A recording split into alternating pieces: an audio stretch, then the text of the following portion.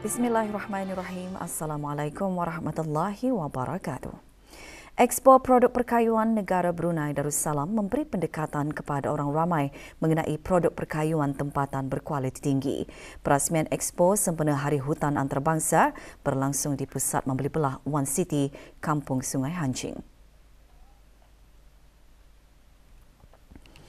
Perasmiannya disempurnakan oleh Yang Berhormat Datuk Seri Setia Dr. Awang Haji Abdul Manaf bin Haji Metusin, Menteri Sumber-Sumber Utama dan Pelancongan. Juga dilancarkan logo Brunei Wood Product yang merupakan inisiatif Jabatan Perhutanan dalam memperkenalkan hasil produk kayu keluaran tempatan. 21 syarikat pembuatan produk perkayuan tempatan menyertai Expo. Turut diadakan pertandingan pembuatan perabot kayu. Expo dibuka bagi kunjungan orang ramai sehingga 20 Oktober.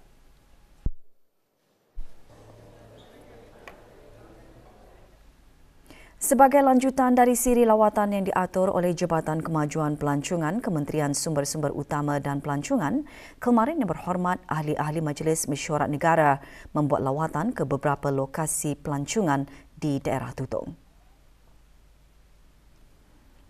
Antara lokasi lawatan Kompleks Pasar Neka dan Tamu Tutong, Jeti Pekan Tutong serta Gerai Muafakat Kampung Kiudang.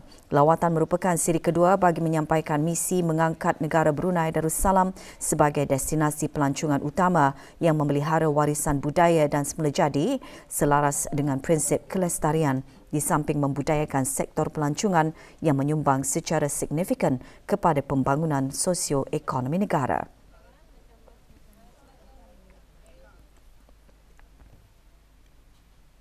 Tempoh kutipan tabung kemanusiaan rakyat Palestin di Gaza dilanjutkan selama 6 bulan lagi, iaitu mulai 19 Oktober 2024 sehingga 18 April 2025 untuk orang ramai terus menyalurkan bantuan bagi meringankan kesengsaraan dan beban penderitaan penduduk Palestin yang terjejas di Gaza.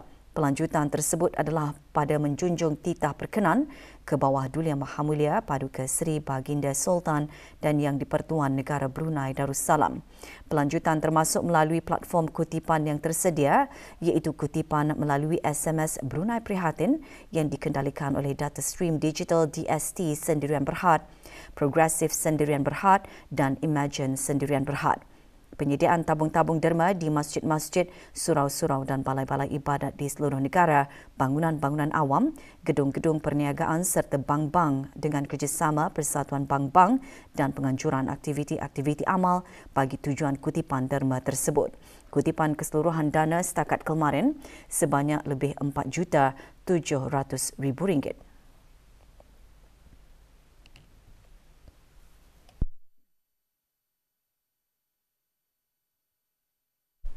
Manakala sebahagian daripada kutipan dana berjumlah lebih RM1,300,000 telah digunakan bagi penghantaran bantuan kemanusiaan ke Palestin melalui airdrop dalam bentuk paket makanan yang siap sedia untuk dimakan yang telah dilaksanakan pada 13 hingga 15 Mac 2024.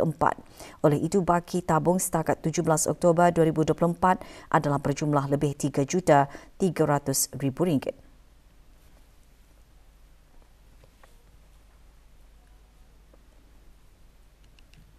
Kursus induksi Kementerian Kesihatan memberi pendedahan serta pengetahuan asas mengenai dasar-dasar dan falsafah negara serta misi, visi dan matlamat kementerian berkenaan. Kursus bagi 40 pegawai C3 ke atas itu berakhir kemarin dengan majlis penutupan di Dewan Al-Afiah Kementerian Kesihatan. Penyampaian sijil kepada peserta disempurnakan oleh Awang Haji Maswadi bin Haji Mohsin, Setiausaha Tetap Kementerian Kesihatan. Dianjurkan oleh Bahagian Perkembangan Sumber Tenaga Manusia, Jabatan Pentadbiran dan Kewangan Kementerian Kesihatan, kursus diharap dapat mewujudkan kerjasama sepasukan dan menerapkan budaya dan etika kerja yang positif.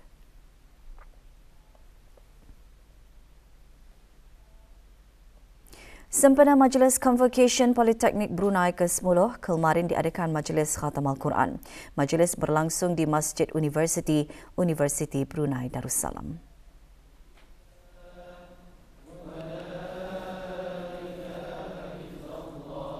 Majlis dimulakan dengan bacaan surah Al-Fatihah diketuai oleh Dr. Haji Azman bin Ahmad, Setiausaha Tetap Pengajian Tinggi Kementerian Pendidikan.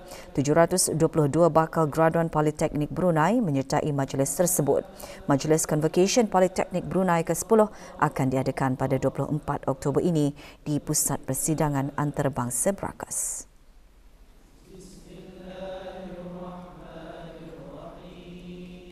Mesyuarat Second Manila Dialogue Regional Meeting of Southeast Asian Interagency Counter Trafficking Committees IACAT diadakan selama 2 hari bermula 15 Oktober lalu di Manila, Republik Filipina. Pada mesyuarat tersebut, negara-negara ASEAN bertukar-tukar pandangan dan maklumat mengenai perkembangan terkini dan cabaran-cabaran yang dihadapi, khususnya menangani pemerdagangan orang TIP dengan jenayah kekerasan. Delegasi negara ke mesyuarat itu diketuai oleh Awang Zul Hussam bin Haji Abdul Samad, Pemangku Setiausaha Tetap Sekuriti dan Undang-Undang Jabatan Perdana Menteri selaku pengerusi Jawatan Kuasa Kebangsaan bagi Anti Pemerdagangan Orang. Semasa mesyuarat, Pemangku Setiausaha Tetap Sekuriti dan Undang-Undang menegaskan pendekatan negara dalam memerangi jenayah TIP berpandukan prinsip maqasid syariah dengan mengutamakan pemeliharaan nyawa sebagai salah satu prinsip utamanya.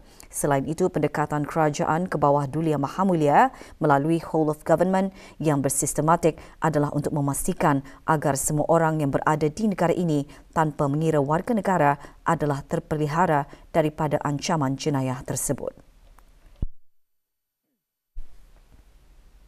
Auda tingkatkan kewaspadaan dan tingkatkan persediaan semasa keadaan cuaca tidak menentu. Dapatkan maklumat terkini cuaca melalui aplikasi Brunei WX.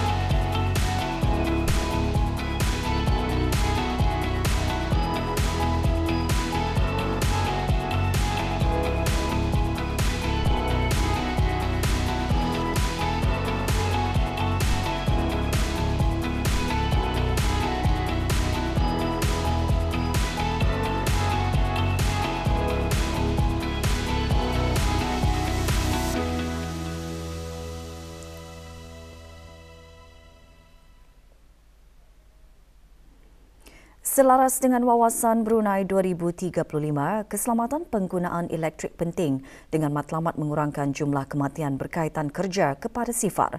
Langkah tersebut memerlukan whole of nation approach bagi memastikan negara Brunei Darussalam menjadi tempat bekerja yang tinggal yang selamat. Pengiran Haji Jamrawira bin Pengiran Haji Petra, Timbalan Setiausaha Tetap Tenaga di Jabatan Perdana Menteri menggariskan perkara tersebut semasa pemberikaan amalan terbaik pemasangan elektrik yang selamat. Acara dianjurkan oleh Jawatankuasa Keselamatan Elektrik Eskom. Acara antara lain bertujuan untuk memberikan dokumen-dokumen amalan terbaik keselamatan elektrik yang baharu diterbitkan bagi meningkatkan kesedaran dan memberikan panduan mengenai pemasangan elektrik yang selamat dalam industri pembinaan. Dokumen-dokumen tersebut boleh didapati di laman sesawang Shina di bawah Eskom dalam bahagian Publications dengan memilih External Info di bawah General. Majlis Penyampaian Sijil Penyertaan bagi Majlis Perhimpunan dan Perarakan sempena sambutan Maulud Nabi Muhammad sallallahu alaihi wasallam peringkat daerah Belait diadakan kemarin. Penyampaiannya disempurnakan oleh Awang Misli bin Haji Abdul Karim, pemangku Timbalan Setiausaha Tetap Pentadbiran dan Kewangan Kementerian Hal Ehwal Ugama. Pada Majlis Perhimpunan dan Perarakan tahun ini, 33 pasukan menyertai terdiri dari pasukan-pasukan beruniform, jabatan-jabatan kerajaan dan swasta, majlis-majlis perundingan mukim dan kampung, institusi-institusi pendidikan, masjid-masjid, surau dan balai ibadat serta persatuan-persatuan dan badan-badan kebajikan di daerah Belait.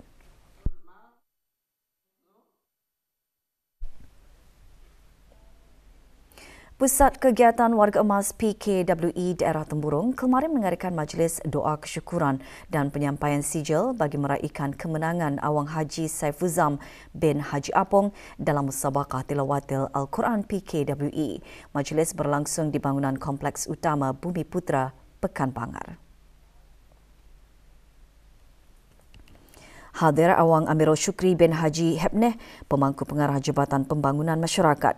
Awang Haji Saifuzam muncul johan dalam musabaqah yang diadakan sempena sambutan Hari Antarabangsa Warga Emas baru-baru ini. Pertandingan akhir Bintang Harmoni 2024 Anjuran Radio Televisyen Brunei RTB akan berlangsung pada 26 Oktober ini. Sehubungan itu, petang kemarin diadakan majlis menandatangani perjanjian bersama penaja-penaja Bintang Harmoni 2024 di bangunan utama Kompleks Penyiar RTB Sungai Akar. RTB diwakili oleh Pengiran Haji Ismail bin Pengiran Haji Muhammad Kifli, pemangku pengarah, manakala syarikat-syarikat penaja diwakili oleh wakil masing-masing.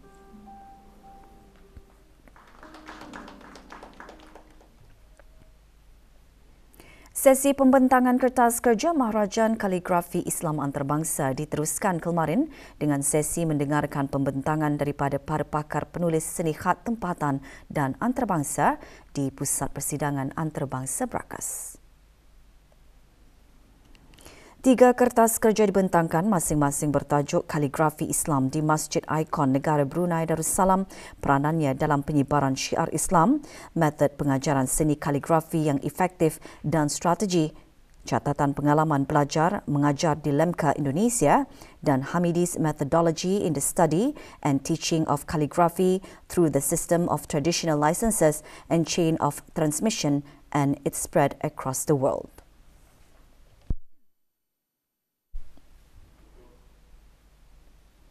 Sementara itu, kehadiran para pakar kaligrafi dari luar dan dalam negara semasa bengkel kaligrafi sempena Maharajan Kaligrafi Islam Antarabangsa dihasrat mampu memperkembangkan lagi penulisan kaligrafi Islam di negara ini dan antarabangsa.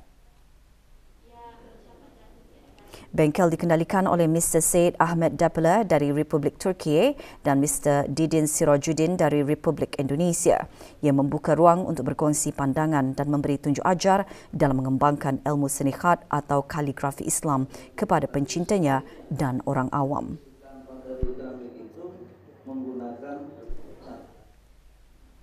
Pertandingan seni khat secara spontan menjadi antara program Maharajan Kaligrafi Islam Antarabangsa.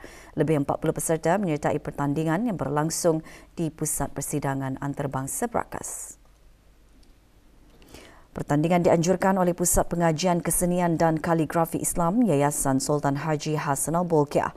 Para pesertanya merupakan mereka yang menyertai bengkel kaligrafi Islam sempena Maharajan berkenaan.